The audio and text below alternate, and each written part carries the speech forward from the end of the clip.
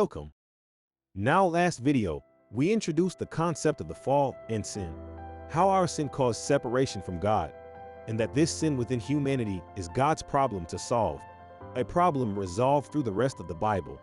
And I know that we touched a little bit on the seriousness of sin in the last video, however so countercultural is what the Bible teaches regarding this issue of fallen human nature, that it's vital we more carefully unpack this concept before going on to see just how countercultural the Bible is concerning this point.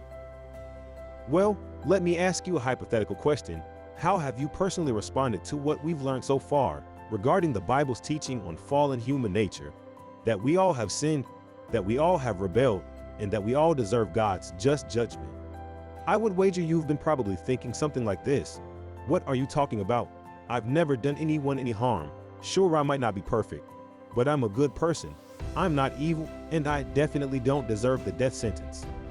And truth be told, while your response does make some sense, what you're actually doing when you respond like this is you're judging yourself against the fallen standard around you instead of God's holy, pure, and righteous standard. Let's take a moment to really demonstrate how incorrectly we misinterpret our own goodness by taking a look at a few of God's laws from the Ten Commandments and conducting a hypothetical interview with ourselves. Okay, we'll start with the assumption that you believe you're a good person and that God will accept you into heaven when you die. Now, with that assumption out of the way, let's begin the interview. How many lies have you told in your life? I don't know. Probably thousands. And so, what do you call someone who lies? A liar. So, what does that make you? A liar. Have you ever stolen anything, even if it's small? Well, yes.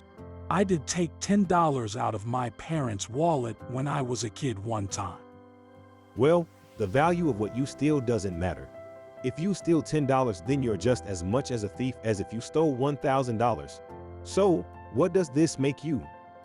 A thief. Worse, you're a lying thief. Jesus said that if you have hatred in your heart towards someone, you've wanted to hurt them, wanted them dead, then you've committed murder in your heart. Have you ever murdered someone in your heart? Well, I've never actually killed anyone, but yes, there have been some people who've hurt me who I wished were dead. Let's keep going. Have you ever used the name of God as a cuss word? Yes, only when I would get angry though. Would you use your mother's name as a cuss word to express anger? No. Why not? Because you love her, right? Yes, that's right. Yet, you've taken the name of the God who gave you life and used it to express disgust. That's very serious. Now, I'm not judging you, but so far, we've only looked at 4 of the 10 Commandments, but you've already told me you're a lying, stealing, blaspheming murder at heart. Do you still think you're a good person? Well, not when you say it like that. And see, hopefully that little hypothetical interview you just conducted with yourself has helped you to realize the sinfulness of your own heart.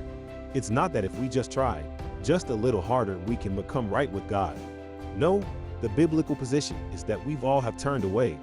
And even if we somehow able to do the right thing all the time from now, that still won't make the sin debt that we incurred beforehand go away.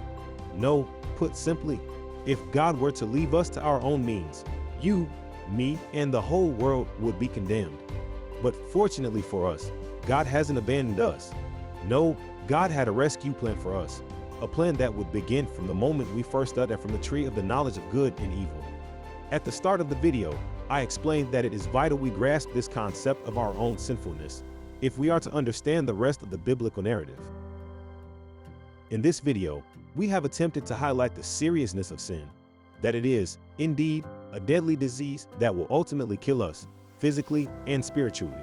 Now, the reason I link the word sin to the word disease is so that in the next video, when we explain the cure, you'll recognize it as the cure and gladly receive it for yourself. That's all for now. I hope you found this video helpful. If you're interested in learning more about theology, go check out the rest of our theology content on the platform. Until next time, God bless.